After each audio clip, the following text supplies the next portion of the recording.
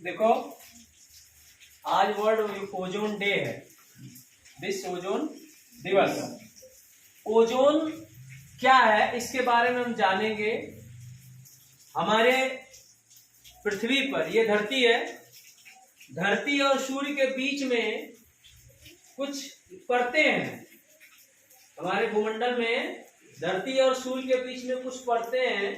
उस परत से होते हुए सूर्य की किरण से, सूर्य जो है वहां से उगते हैं जब, तो किरण वहां से निकलता है, रेज निकलते हैं।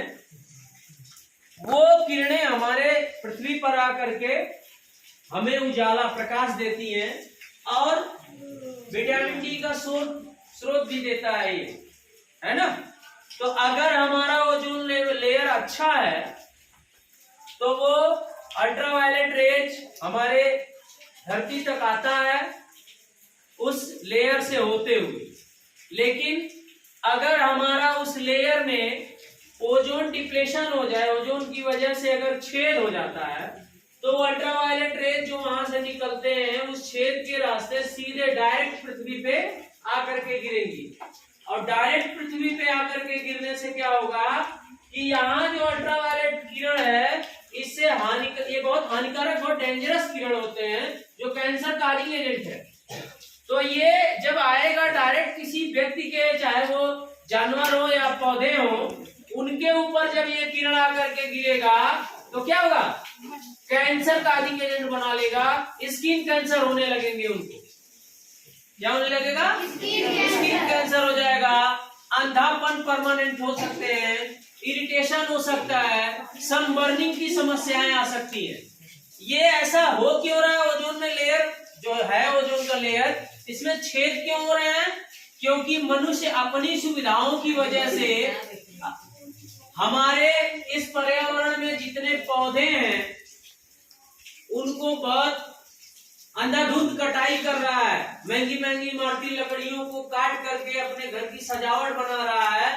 तो उनसे जो कार्बन डाइऑक्साइड एब्जॉर्ब करने की क्षमता है पेड़ पौधों की, वो धीरे धीरे कम हो रही है। क्यों? क्योंकि जब कम पौधे रहेंगे तो कम कार्बन डाइऑक्साइड लेंगे, कम ऑक्सीजन बनाएंगे। हमको ऑक्सीजन की जरूरत है ना।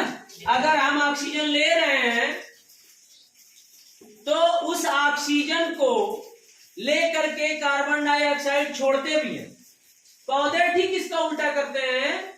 पौधे क्या करते हैं? क्लोरोफिल की सहायता से अपना भोजन स्वयं बनाते हैं और फोटोसिंथेसिस में सूर्य की किरण की उपस्थिति में कार्बन डाइऑक्साइड को वो लेते हैं और ऑक्सीजन रिलीज कर देते हैं, ऑक्सीजन को छोड़ देते हैं। तो वो ऑक्सीजन का जो एक बैलेंस है कार्बन डाइऑक्साइड के साथ, वो निरंतर बना हुआ था।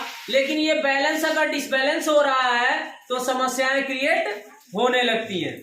जैसे हमारे पास अगर ये ऑक्सीजन बाहर है इस पूरे इन्वायरमेंट में, और यहाँ ओजोन यानी O3, इसका केमिकल सूत्र है O3 ओजोन का, ये अगर मिल जाता है एक साथ तो क्या बना लेता है? O2 बना देता है। क्या बनाता है? O2। अब हम क्या करेंगे, अगर समीकरण को हम बैलेंस करें, ठीक है, तो यहाँ O2 बन गया। समीकरण को अगर हम बैलेंस करें तो यहाँ एक ऑक्सीजन, 3 ऑक्सीजन, यहाँ 2 ऑक्सीजन है, तो 2 से हम गुणा कर देंगे तो ये हो जाएगा आपका 2O2। 2 मॉलिक्यूल क्या है? ऑक्सीजन बना ले रहा है ना। तो इस तरह से बैलेंस जब बनता है तो अल्ट्रावायलेट रेज जो होता है धरती पे आ जाते हैं। यहाँ चित्र पे देखो आप लोग, यहाँ देखो शेव ओजोन लेयर का जो ये चित्र बना हुआ है, इस चित्र को ये गिरनिटी है। ये जो भूमंडल हमारा है, यहाँ देखिए बादल लगे हुए हैं, ओजोन का ये लेयर है, और अंदर जो है ये पृथ्वी है और सब हरे भरे हैं, पेड़ पौधे, घर इत्यादि है ना। अगर ऐसे है तो यूवी रेज इस पे प्रभावकारी नहीं होता है। लेकिन यहाँ दूसरे चित्र में आप देखो, ये हमारी पृथ्वी है, यहाँ बहुत सारे कारखाने हैं, जिससे कल कारखाने, जिससे चिमनियों से धुएं निकलते रहते हैं, विभिन्न हानिकारक गैस निकलते रहते हैं। तो ये ओजोन लेयर को क्या कर रहा है, ये अल्ट्रावायलेट रेज क्या कर रहा है, इसको छेद करके पृथ्वी के अंदर आ जा रहा है।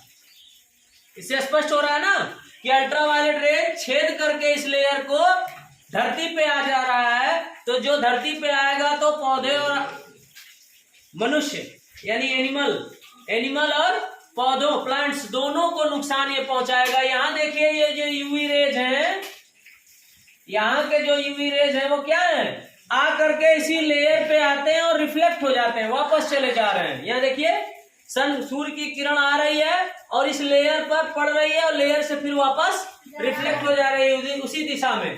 लेकिन अगर पर्यावरण प्रदूषित हो जाएगा तो ये अल्ट्रावायलेट रेज सीधे इस लेयर को छेद करते हुए पृथ्वी के अंदर आ जाएंगी और जिससे जनहानि बहुत ही ज्यादा होगी। तो इसको बचाने के लिए हमें क्या करना चाहिए, अधिक से अधिक पेड़ पौधे लगाएं, केमिकल फैक्ट्रियों को कोशिश करें बंद हो जाए, वो तो ठीक है। इसका मेन जो कैंसर काजिंग एजेंट है जो प्रदूषण को फैलाते हैं वो होता है क्लोरोफ्लोरोकार्बन्स, CFC क्लोरोफ्लोरोकार्बन्स की वजह से ये होता है। तो वो क्लोरोफ्लोरोकार्बन्स जिनसे निकलते हैं ऐसे केमिकल हानिकारक पदार्थ, ऐसे चीजों का हम सरकार भी बैन कर दे रही है, हम भी कम यूज करें। आज हम अपने अच्छी व्यवस्था की वजह से अपने सुख सुविधा के लिए एसी, फ्रिज, कूलर ये सारी चीजें ले रहे हैं ना। तो इलेक्ट्रिक के चीजों का ज्यादा से ज्यादा हम लोग इस्तेमाल कर रहे हैं।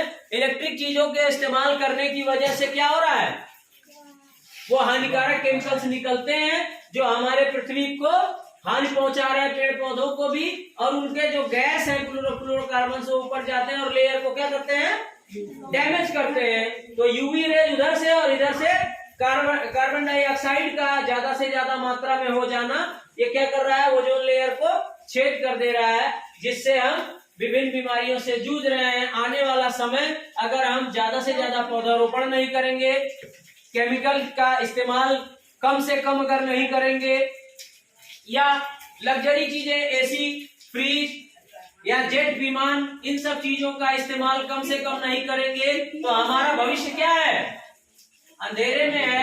हम लोग बीमारियों से ग्रस्त रहेंगे, इसीलिए लोग शॉर्ट लाइफ जी रहे हैं। हम लोग प्रतिज्ञा करें ओजोन लेयर के दिन कि हम ज्यादा से ज्यादा पौधे को लगाएं और ज्यादा से ज्यादा लोगों को जागरूक करने का प्रयास करें। तो आज हम लोग प्रयास करेंगे कि एक इसको बनाएंगे और हम आपको चार्ट पेपर भी देंगे, जिसका बेहतर चार्ट बनेगा, पेंटिंग करेंगे आप, जिसका बेहतर बनेगा उनको नगद पुरस्कार भी दिया जाएगा। तो ओजोन लेयर इसमें समझने में कोई दिक्कत है तो बता दीजिए। आज सितंबर आज है 16 सितंबर। 16 सितंबर को विश्व ओजोन दिवस मनाया जाता है, ठीक है। तो 16 सितंबर हम याद रखेंगे। इस बार 16 सितंबर 2022 को विश्व ओजोन दिवस मनाया जा रहा है। अगले साल 23 में भी, 24 में भी मनाया जाएगा। तो मनाया जाना एक प्रक्रिया है, लेकिन हम उसके प्रति कितने समर्पित हैं, अपने देश को, अपने समाज को और अपने एनवायरनमेंट को बचाने के लिए हम कितने समर्पित हैं, ये ज्यादा मायने रखता है। किसी का कोई क्वेश्चन हो, कोई प्रश्न हो, कोई डाउट हो तो मुझसे पूछ सकते हैं, उसका जवाब मैं आपको दूं। ओजोन लेयर में किसी को कोई दिक्कत है? Let's go.